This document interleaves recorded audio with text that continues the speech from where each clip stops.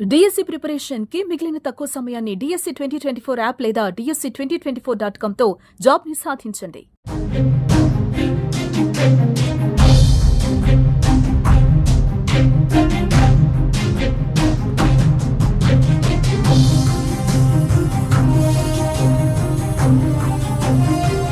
పశ్చిమాఫ్రికాలోని Burkina ఫాసోలో jihadi ముష్కరులు మారణ హోమం సృష్టించారు.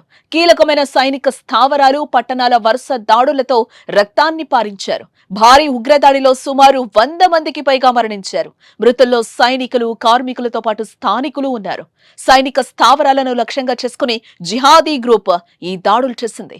ఆదివారం తెల్లవారుజామున ఏకకాలంలో 8 ప్రాంతాలపై దాడులు చేశారు. జిబోలో పెద్ద ఎత్తున నష్టం జరిగింది.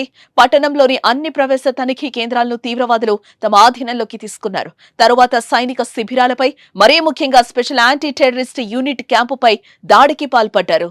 జమాత్ నస్ర్ అల్ ఇస్లాం వాల్ ముస్లిమీన్ అనే జిహాదీ గ్రూప్ ఈ దాడులు చేసినట్లుగా ప్రకటించుకుంది.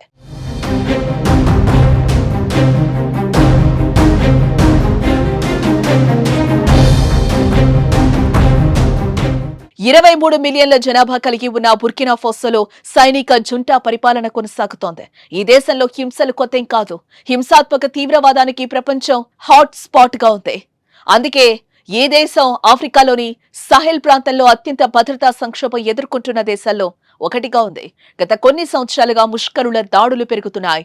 ముఖ్యంగా జిహాదీ గ్రూపులు, ఇస్లామిక్ స్టేట్, అల్ ఖైదా అనుబంధాలతో సంబంధాలు కలిగి ఉన్న మిలిటెంట్ గుంపులు అక్కడ కార్యకలాపాలు కొనసాగిస్తున్నాయి. ఈసారి ప్రాణ నష్టం తీవ్ర స్థాయిలోనే ఉంది.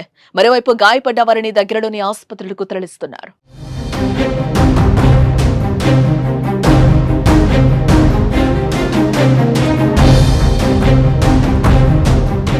భారీ ఉగ్రదాడితో ప్రభుత్వం అప్రమత్తమైంది. దేశ రక్షణ శాఖ పరిస్థితిని సమీక్షిస్తూ ముష్కరుల భరతం పట్టేందుకు చర్యలు చేపడుతున్నారు.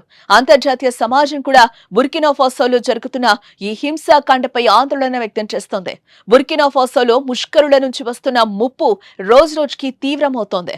ప్రభుత్వం ఈ తరహా దాడులకు అంతం చేయాలంటే మరింత కట్టుదిట్టమైన భద్రతా చర్యలు తీసుకోవాల్సిన అవసరం స్పష్టంగా కనిపిస్తోంది. ఇటు మరోవైపు దేశ సైనిక దళాలు పౌరులను భారీగా మిలిటరీలోకి తీసుకుంటున్నాయని, కానీ వారికి సరైన శిక్షణ ఇవ్వడం లేదని, దీనివల్ల పరిస్థితులు మరింత దిగజారే అవకాశం ఉందని విశ్లేషకులు హెచ్చరిస్తున్నారు.